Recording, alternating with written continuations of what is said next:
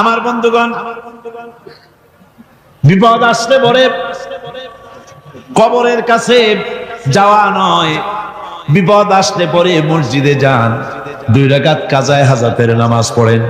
রাসূলুল্লাহ পড়েছেন, কাজায়ে হাজাতের নামাজ পড়েন, সেজদায় পড়ে গিয়ে আল্লাহর কাছে কাঁদেন, আপনার বিপদ আল্লাহ রাব্বুল আলামিন দূর করে দিবেন। ঈমানদার যখন বিপদে জর্জরিত হতে থাকে তখন সে ভেঙে পড়ে না, তখন অন্ধকারে বিপদের অন্ধকার বিদীর্ণ করে আলোর এক প্রভা তার চোখের সামনে উদ্ভাসিত হয়ে ওঠে। সেটা কি? সেটা হলো আল্লাহ রাব্বুল আলামিনের বাণী, ফাইন্না মাআল উসরি ইউসরান, ইন্না মাআল উসরি ইউসরা। আল্লাহ পাক বলেন, জেনে রাখো, দুঃখ এবং কষ্টের সাথে রয়েছে সুযোগ আর সুবিধা, আর অসচ্ছলতার সাথে রয়েছে উদার সচ্ছলতা। জোরে কোন সুবহানাল্লাহ। কাজে ভয় পাওয়ার কারণ নাই, হতাশ হওয়ার কারণ নাই, মন আশায় বুক বেঁধে রাখো। গুনাহ করেছো, হতাশ হয়ো না। আমার আল্লাহ হচ্ছেন এমন আল্লাহ, আল্লাহ রাব্বুল আলামিন ডাকেন, এ বান্দা, খুন করেছিস ফিরে আয়, জিনা করেছিস ফিরে আয়, হত্যা করেছিস ফিরে আয়, চুরি করেছিস ফিরে আয়, কুফরি করেছিস ফিরে আয়, সুদ খেয়েছিস, ঘুষ খেয়েছিস, মদ খেয়েছিস ফিরে আয়, এসে আমার দরবারে চোখের পানি ফেল, আমার দরবারে কাঁদাকাটি কর। ইন্নাল্লাহা ইয়াগফিরুয যুনুবা জামিআ ইন্নাহু হুয়াল গফুরুর রহিম।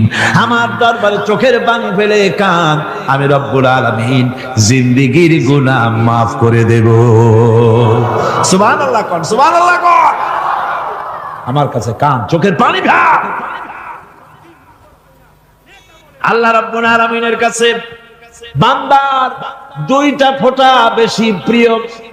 একটা হলো জিহাদের ময়দানে যে রক্ত ফোঁটা দেওয়া হয়, এটা আল্লাহর কাছে প্রিয়। আর আল্লাহর ভয়তে গুনার জন্য লজ্জা করে, অনুশোচনা করে বান্দা যখন চোখের পানি ছেড়ে দেয়, আল্লাহর কাছে এটা অত্যন্ত প্রিয়। নবীজি বলেছেন, বান্দা যখন গুনার ভয়তে, আল্লাহর ভয়তে, জাহান্নামের ভয়তে অনুশোচনা করে যখন চোখ দিয়া পানি ছেড়ে দেয়, ওই চোখের পানি নাকের অর্ধেক আসতে না আসতে আল্লাহ রাব্বুল আলামিন বান্দারে মাফ করে দেন। আল্লাহ বরদাস্ত করতে পারেন না যে বান্দা কান্দু। আমার ভাইরা, আল্লাহ রহমত, এই পৃথিবীতে আল্লাহর রহমতকে 100 ভাগ করা হয়েছে। আল্লাহ রহমতের কত ভাগ? এই 100 ভাগের 1 ভাগ সারা পৃথিবীতে ছড়াই দেওয়া হয়েছে। আর 99 ভাগ কার কাছে? আল্লাহর কাছে। এজন্য আল্লাহ রাব্বুল আলামিন বলেছেন, নাব্বি ইবাদি আন্নী আনাল গফুরুর রহিম। ও আমার নবী, সুসংবাদ দিয়ে দাও, বান্দাদেরকে শোনায় দাও যে আমি আল্লাহ তাআলা ক্ষমাশীল আর দয়াবান। আমার আল্লাহ রাব্বুল আলামিন বলেন, وَإِذَا سَأَلَكَ عِبَادِي عَنِّي فَإِنِّي قَرِيبٌ। ও আমার হাবিব, আমার বান্দা আমার ব্যাপারে প্রশ্ন করে, আমি বান্দার একদম নিকটে। কোরআন শরীফের ভিতরে যত জায়গায় রাসূলকে বলা হয়েছে সুয়ালের কথা, আপনাকে প্রশ্ন করা হয়, আল্লাহ তার জবাব কুল, এই কথা বলে জবাব দিয়েছেন। যত জায়গায় সুয়াল এসেছে, যেমন কোরআনে কারীমের মধ্যে আল্লাহ পাক বলেন, ওয়ায়াসআলুনাকা আনিল মাহিদ, মেয়েদের হায়েজ সম্পর্কে জিজ্ঞাসা করা হয়, কুল হিয়া আযা, হে নবী আপনি বলুন। এভাবে করে কুল দিয়ে জবাব দেওয়া হচ্ছে। আবার প্রশ্ন করা হচ্ছে, ওয়ায়াসআলুনাকা আনিল আনফাল, এই গনিমতের মাল সম্পর্কে হুজুর আপনাকে, হে নবী আপনাকে প্রশ্ন করা হয়। আল্লাহ কুল দিয়া জবাব দিলেন। আল্লাহ বলেন আপনি বলেন, ওয়ায়াসআলুনাকা আনিল খামরি ওয়াল মাইসির, আল্লাহ পাক বলেন, নবী আপনারে প্রশ্ন করা হয়, কুল ফীহিমা ইসমুন কাবীর। আল্লাহ কুল দিয়া বললেন তুমি বলো। আবার বলা হলো ওয়ায়াসআলুনাকা আনিল আহিল্লা কুল হিয়া মাওয়াকিতু লিন্নাস। নবী আপনাকে প্রশ্ন করা হয় চাঁদের ক্রমবর্ধমান এবং ক্রমহ্রাস, এই যে বাড়ে আর কমে, পূর্ণিমা হয় অমাবস্যা হয়, কেন হয়? আপনি বলুন কুল, আপনি বলেন এটা আমি অক্ত এবং সময়, বছর আর দিন গণনা করার জন্য পৃথিবীবাসীদের জন্য বিনা পয়সায় একটা ক্যালেন্ডার বানাইয়া আকাশে ঝুলাই রেখেছি।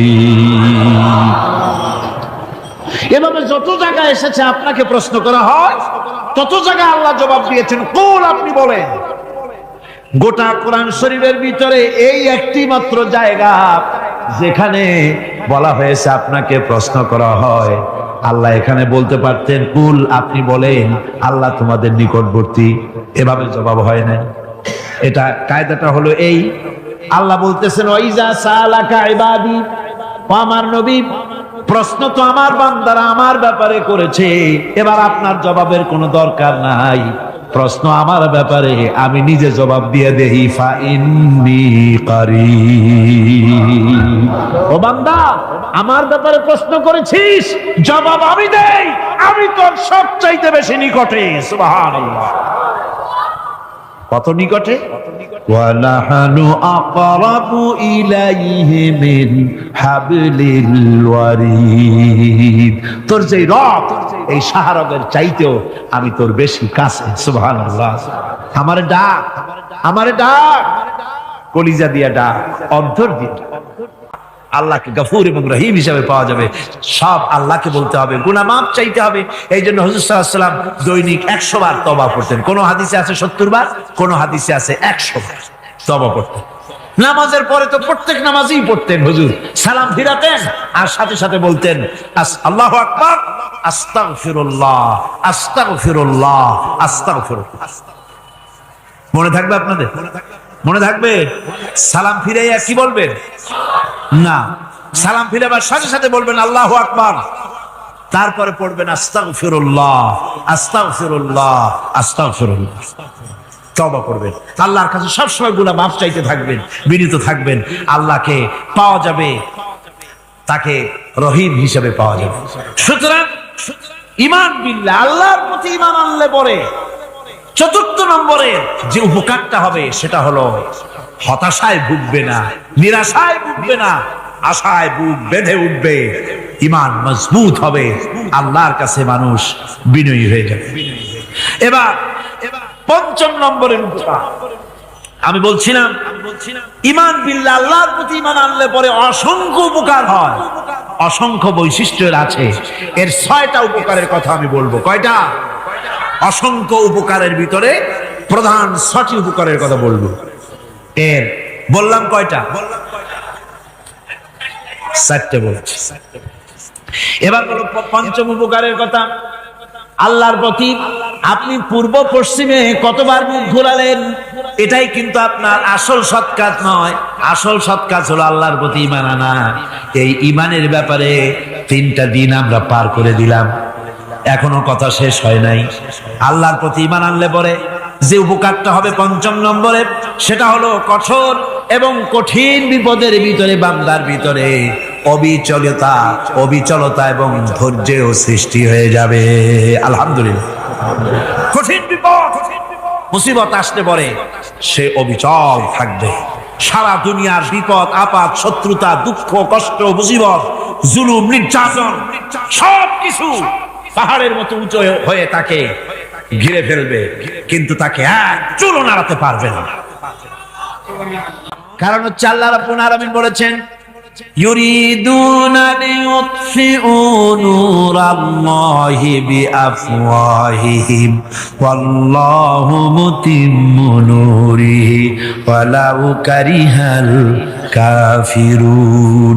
ওরা চায় মুখের ফু দিয়ে আমার আলোকে নিভিয়ে দেবে, কিন্তু আমি আমার আলোকে পূর্ণতা দান করব। তাতে কাফের বেঈমানদের কলজায় যত জ্বালা যন্ত্রণা হোক আমার দিন কেউ মিটাই দিতে পারবে না। কোন সুবহানাল্লাহ। সুতরাং বিপদে অবিচলতা আসবে, সে অটল হবে, মজবুত হবে। কোরআনে কারীম বলতেছে ওয়া কাযালিকা জাআলনা লিকুল্লি নাবিয়্যিন আদুওয়াম মিনাল মুজরিমিন। এই পৃথিবীতে এমনি করে আমি সকল নবীদের শত্রু বানিয়েছি, সব পাপিষ্ঠ অপরাধীদেরকে। নবীদের সাথে বিরোধিতা করেছে কারা? পাপিষ্ঠরা, অপরাধীরা। এই যে বাধাটা আসে, এই যে মারে, অপরাধ অপরাধ কি? এই যে তারা চোর বা ডাকাত যাদের মারা হয়। আল্লাহ রাব্বুল আলামিন বলেন অপরাধ হলো ওয়ামা নাকামু মিনহুম ইল্লা আইয়ুমিনু বিল্লাহিল আজিজিল হামিদ। অপরাধ হচ্ছে ঈমানদার লোকদের উপরে নির্যাতন চালিয়েছে, অন্য কোনো কারণে নয়। কারণ একটাই, তারা আল্লাহর জমিনে আল্লাহর দ্বীন প্রতিষ্ঠা করতে চেয়েছে, আর কোনো অপরাধ না। জমিন আল্লাহর, জমিন কার? এই বিশাল জনসমুদ্র গর্জে উঠুন এক চোখে, বলুন জমিন কার? আইন চলবে কার? এখানেই সংঘর্ষ বেঁধেছে আবহমান কাল ধরে। মানুষ অত্যাচারিত হয়েছে, সাহাবায়ে কেরাম অত্যাচারিত হয়েছেন। বুখারী শরীফের হাদিসে এসেছে রাসূল করিম সাল্লাল্লাহু আলাইহি ওয়াসাল্লামের কাছে হযরতে খাব্বাব গিয়ে উপস্থিত হয়েছিলেন। হযরতে খাব্বাব বলেন, হাদিসটা এভাবে লেখা হয়েছে বুখারীতে, ওয়ান খাব্বাব বিন আরিদ রাদিয়াল্লাহু তাআলা আনহু قال شكونا إلى رسول الله صلى الله عليه وسلم وهو متوسد بردة له في ظل الكعبة। রাসূলুল্লাহর কাছে গেলাম, কাবা শরীফের কাছে গিয়ে দেখি নবীজি একটা চাদর গায়ে দিয়ে তিনি আরাম ফরমাচ্ছিলেন কাবা শরীফের ছায়ায়। সেখানে গিয়ে বললাম, আলা তাস্তানসিরু লানা আলা তাদউ লানা ইয়া রাসূলুল্লাহ, হে আল্লাহর রাসূল, আপনি কি আমাদের জন্য আল্লাহর কাছে দোয়া চাইবেন না? আপনি কি আল্লাহর কাছে আমাদের জন্য সাহায্য চাইবেন না? আমাদের লোকগুলিকে, মুসলমানগুলিকে মারতে মারতে তো শেষ করে ফেলে দিল। তারা আমাদের সুমাইয়াকে মারলো, আমাদের খাব্বাবকে উটের সাথে পায়ের দড়ি লাগায় টানলো, আমাদের খোবায়েবকে তারা আগুনের উপরে চিৎ করে শোয়ায় রাখলো, না খায় রাখতেছে, মারতেছে। কষ্টে তো শেষ হয়ে গেলাম, হুজুর আপনি কি আমাদের জন্য দোয়া করবেন না? হাদিস শরীফে এসেছে নবীজি উঠে বসলেন সোজা হয়ে। নবীজি বলেন, ও আমার সাহাবী, ও খাব্বাব শোনো, তোমাদের আগে এই পৃথিবীতে যারা দ্বীনের দাওয়াত দিতে এসেছিলেন তাদেরকে সমকালীন রাষ্ট্র শক্তি, সমাজ শক্তি তাদেরকে ধরতো। ফায়ুখাজুর রাজুলু, তাদেরকে তারা ধরতো। ফায়ুহফারু লাহু ফিল আরদ, আর তার জন্য জমিনের ভিতরে কবর বানাইতো। ওই কবর ফায়ুজালু ফিহা, ওই কবরের ভিতরে তাকে কোমর পর্যন্ত গেড়ে দিত। সুম্মা ইউতা বিল মানশার, এরপরে করাত আনতো। ফায়ুদাউ আলা রাসিহি, এরপরে ওই করাত তার মাথার উপরে রাখতো। ফায়ুজালু নিসফাইন, এরপরে করাত দিয়া চিরে জীব করে ফেলে দিত। মা ইয়াসুদ্দুহু যালিকা আন দীনিহি, ও আমার খাব্বাব, এত কষ্ট দেওয়ার পরেও সেই যুগের কোন মুসলমানকে, দ্বীনের দায়ীদেরকে আল্লাহর দ্বীন থেকে এক চুলো তারা সরাই দিতে পারে নাই, এক চুলো সরাতে পারে নাই। ওয়াল্লাহি, ও খাব্বাব, আমি আমার আল্লাহর নামে কসম করে বলছি, লা ইউতাম্মান্নাল্লাহু হাযাল আমরা হাত্তা ইয়াসিরার রাকিবু মিন সানা ইলা হাযরামাউত। আমি কসম করে বলি, আল্লাহ রাব্বুল আলামিনের এই সানা থেকে হাজারামত পর্যন্ত লোকেরা যাতায়াত করবে, সুন্দরী রমণীরা গমন করবে, সদাগরেরা যাতায়াত করবে, টাকা নিয়া পয়সা নিয়া যাতায়াত করবে। তাদের মনের মধ্যে লুটের ভয়, টাকার ভয়, চুরির ভয়, ডাকাতির ভয়, জেনার ভয়, হত্যার ভয়, ধর্ষণের ভয়, কোনো ভয় থাকবে না। লা ইয়াখাফু ইল্লাল্লাহ, আল্লাহ ছাড়া কোনো ভয় থাকবে না। এমন একটা সমাজ, এমন একটা সময় আসবে, ওয়ালাকিন্নাকুম তাস্তাজিলুন, অথচ খুব তাড়াহুড়ো তোমরা করতেছো। তাড়াহুড়ো করো না, সময় আসবে ইনশাআল্লাহ। আর সে সময় আসছিল মদিনায়, আসে নাই? আসে নাই? আমার বন্ধুগণ, কঠিন বিপদে অবিচলতা এবং ধৈর্যের দৃষ্টান্ত রেখে গেছেন আম্বিয়া আলাইহিমুস সালাম। সুবহানাল্লাহ। কঠিন বিপদে অবিচলতা, দৃঢ়তা, ধৈর্য কারে বলে, তার দৃষ্টান্ত কারা রেখেছেন? আম্বিয়া আলাইহিমুস সালাম। ওনারাই আমাদের আদর্শ, নবীরাই আদর্শ। সাহাবায়ে কেরাম রিদওয়ানুল্লাহ তাআলা আলাইহিম আজমাইন আমাদের আদর্শ। ভাইরা আমার, মুসা আলাইহিস সালামকে ফেরাউন যখন ঘিরে ফেলে দিল, কোরআনের সব কথা গল্প গুজবার ইতিহাসের জন্য লেখা হয় নাই। কোরআনের মধ্যে যা লেখা হয়েছে সব বান্দাদের উপদেশের জন্য, যাতে করে লোকেরা চিরটা কাল এর থেকে উপদেশ নিয়ে নিজেদের তৈরি করতে পারে। জোরে বলেন সুবহানাল্লাহ। মুসা আলাইহিস সালামের কথা আল্লাহ বলেন, ফেরাউন তাকে ঘিরে ফেলে দিল, পালাবার রাস্তা নাই। ফালাম্মা تراءى الجمعان قال أصحاب موسى إنا لمدركون। মুসা আলাইহিস সালামের উম্মতরা বললেন, হে মুসা, পাকড়াও হয়ে গেছি, পালাবার রাস্তা নাই। তিন দিক থেকে আমাদেরকে ঘেরাও করেছে ফেরাউনের শক্তি। সামনে কি? দরিয়া, আর তিন দিকে কি? ঘেরাও আন্দোলন। তিন দিক থেকে ঘেরাও হয়ে গেছে, পালাবার কোন রাস্তা। হযরতে মুসা আলাইহিস সালামের কাছে উম্মতরা বললেন, পালাবার তো কোনো পথ নাই, এখন উপায়টা কি? আমাদের তো আর উপায় নাই। মুসা আলাইহিস সালাম দেখেন বিপদে পড়ে গেছেন, কিন্তু ধৈর্য হারান নাই, ভয় পান নাই। ভয় পাইছিলেন? ভয় পেয়েছেন? প্রশ্নই ওঠে না। মুসা আলাইহিস সালাম, আল্লাহ পাক যাদেরকে বলেছেন উলুল আযম রাসূল, যাদের বলেছেন তার মধ্যে হযরত মুসা একজন উলুল আযম পয়গম্বর। চারটি গাড়ি কথা না, আল্লাহ কথা বলছেন তার সাথে, কালিমুল্লাহ তিনি। সুবহানাল্লাহ। মুসা আলাইহিস সালাম শোনালেন, কাল্লা ইন্না মাইয়া রাব্বি সায়াহদিন। কখনো নয়, আমার উম্মতেরা ভয় পেও না, আমার রব অবশ্যই আমাকে পথ দেখাবে। সুবহানাল্লাহ। তিন দিক থেকে শত্রু, একদিকে দরিয়া, পালাবার কোন রাস্তা নাই। সেখানে দৃঢ়তার সাথে তিনি বলছেন, অবশ্যই আমার আল্লাহ আমারে পথ দেখাবে। সুবহানাল্লাহ। নবীরা এই দৃঢ়তা দেখিয়েছেন, অবিচলতা দেখাইছেন। আল্লাহ পাক মুসা আলাইহিস সালাম যখন এই দৃঢ়তা দেখালেন, এই অবিচলতা দেখালেন, সঙ্গে সঙ্গে জিবরাইল এসে হাজির হয়ে গেলেন। আল্লাহ পাক বলেন, ফাআওহাইনা ইলা মুসা আন আদরিব বিআসাকাল বাহরা ফানফালাকা ফাকানা কুল্লু ফিরকিন কাত্তাউদিল আযীম। মুসা আলাইহিস সালামকে আমি ওহী নাযিল করলাম, তাকে বললাম হাতে যে লাঠি আছে, এই লাঠি দিয়ে আঘাত করো দরিয়ার উপরে। দরিয়ার উপরে আঘাত করলেন, একটা রাস্তা হয় নাই, 12টা রাস্তা তৈরি হয়ে গেল। আর দেওয়ালগুলা পাহাড়ের মতো উঁচা হয়ে গেল। দরিয়ার ভিতরে পাহাড়ের মতো উঁচা, মজবুত 12টা রাস্তা। এবার মুসা আলাইহিস সালাম তার দলবল নিয়ে চললেন। আল্লাহ রাব্বুল আলামিন বলেন, وأنجينا موسى ومن معه أجمعين। মুসা এবং তার সাথী সঙ্গীদেরকে আমি পার করে দিলাম। মুসা আলাইহিস সালাম এবং তার সাথী সঙ্গী নিয়ে যখন দরিয়ার মাঝখানে আসছে, ফেরাউন তার দলবল নিয়ে এসে গেছে। আসে দেখে নদীর মধ্যে রাস্তা। বাবা, খুব তো কায়দা। ওর লোকজন নিয়ে নেমে গেছে দরিয়ার ভিতরে, ও আসছে মাঝখানে। মুসা আলাইহিস সালাম চলে গেছেন ওপার, দরিয়া পার। মাঝখানে যখন এসে গেল, আল্লাহ রাব্বুল আলামিন পানিকে অর্ডার করলেন কুন। আল্লাহর তো বটন টেপা লাগে না, মুখ দিয়া কোনো হুকুম করা লাগে না, শুধু বলেন কুন। যে ব্যাপারে কুন বলেন ফায়াকুন, সাথে সাথে হয়ে যায়। আল্লাহ বললেন কুন, আর অমনি রাস্তা বন্ধ হয়ে গেল। এবার তুফান শুরু হয়েছে নদীতে, ঢেউয়ের উপরে ঢেউ, মৌজুন কাল জিবাল, পাহাড়ের মতো উঁচু হয়ে হয়ে ঢেউ আসতেছে।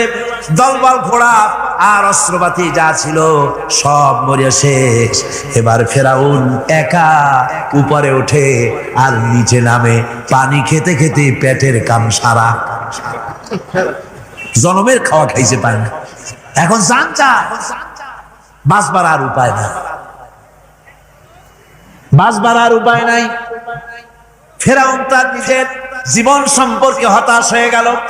এবার ফেরাউন বলতেছে, আমানতু আন্নাহু লা ইলাহা ইল্লাল্লাযী আমানাত বিহি বানু ইসরাঈল।